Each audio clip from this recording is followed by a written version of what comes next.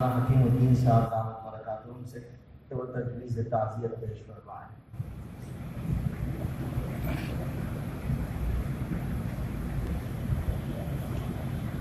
بسم اللہ الرحمن الرحیم۔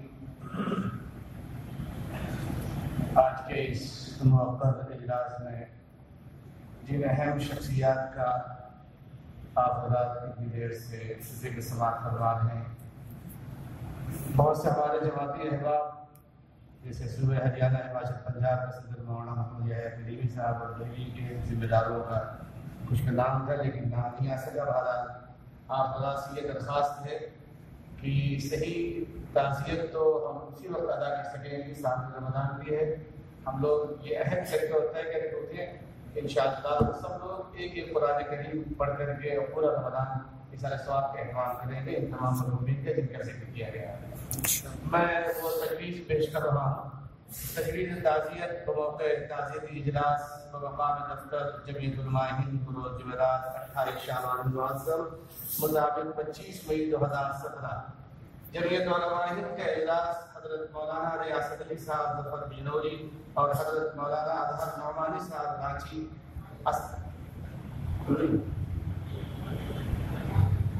اصل مدھوبنی کے تھے، نعمانی جی پچھلے حضرت مولانا اظہر صاحب نائبین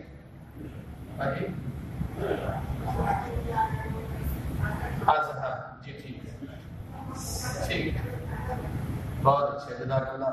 جمعیت علماء ہند کے اجلاس حضرت مولانا ریاست علی صاحب ظفر بجنوری اور حضرت مولانا اظہر صاحب نائبین صدر جمعیت علماء ہند کی وفات حضرت آیات پر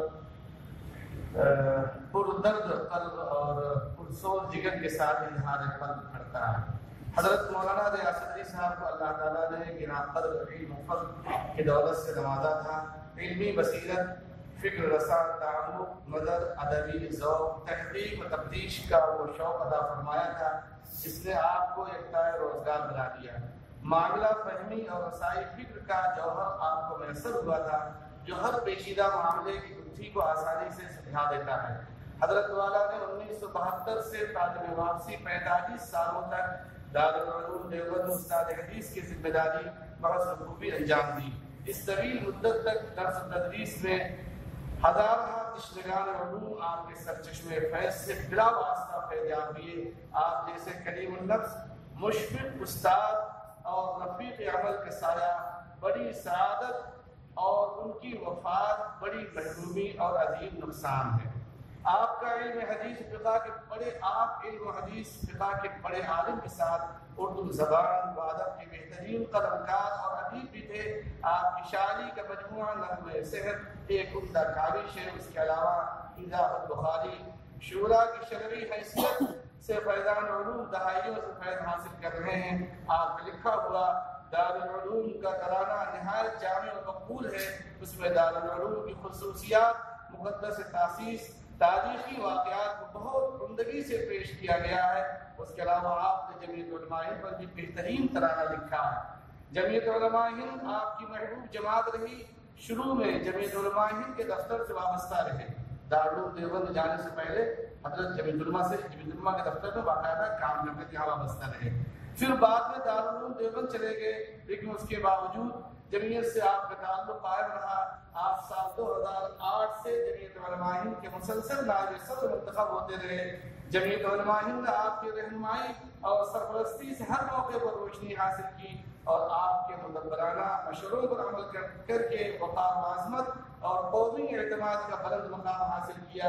جمعیت علماء ہند کا اجلاس آپ کی علمی و دینی و ملی خدمات کا اعتراف کرتے ہوئے وفات الملال کو موت العالم کی صحیح تصویر قرار دیتا ہے اور آپ کے تمام متوسلین اور پسماندگان سے دلی ہمدردی کا اظہار کرتا ہے۔ ہم سب دست بدعا ہیں کہ اللہ رب العزت آپ کو اپنی مرضیات سے نوازے اور روح فلاح کو جنت الفردوس میں قیام اعلیٰ عطا فرمائے، انبیاء اور صالحین کا رفیق بنائے، آمین۔ حضرت مولانا اظہر صاحب رحمۃ اللہ علیہ جمعیت علماء ہند کے اجلاس، حضرت مولانا اظہر صاحب کی جمعیت علماء ہند کی اتنی بے لوث خدمات کو بھی خراج تحسین پیش کرتا ہے۔ آپ طویل عرصے سے دارالعلوم دیوبند کے رکن شورا اور جمعیت علماء ہند کے نائب صدر اور اس کی مجلس عاملہ کے موقر رکن رہے۔ 1993 سے مسلسل جمعیت علماء بہار کے صدر رہے۔ سال 2009 سے کاتب واپسی جمعیت علماء جھارکھنڈ کی صدارت کی ذمہ داری نبھاتے رہے۔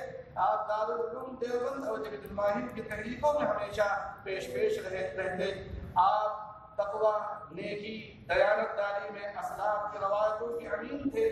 دور حاضر میں وہ چند گنے چنے افراد میں سے تھے جن کو شیخ الاسلام حضرت مولانا سید حسین احمد صاحب مدنی کے خاص شاگرد اور خلیفہ مجاز ہونے کا شرف حاصل رہا۔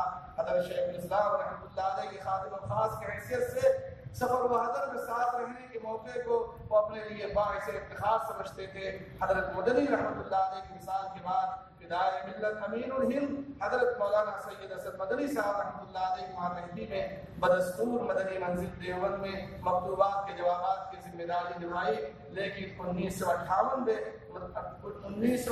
میں مدرسہ حسینیہ کے لیے راشی منتقل ہو گئے اور وہیں بدوباشت اختیار کر لی۔ جمعیت علماء ہند کا اجلاس ان کے پسماندگان سے اپنی ہمدردیوں کا اظہار کرتے ہوئے یہ دعا گو ہے کہ اللہ تعالیٰ حضرت والا کو عباد مقربین کے زمرے میں شامل فرما کر اپنی بے شمار نعمتوں سے نوازے اور آپ کے تمام پسماندگان کو دین و دنیا کی برکتیں عطا فرمائے۔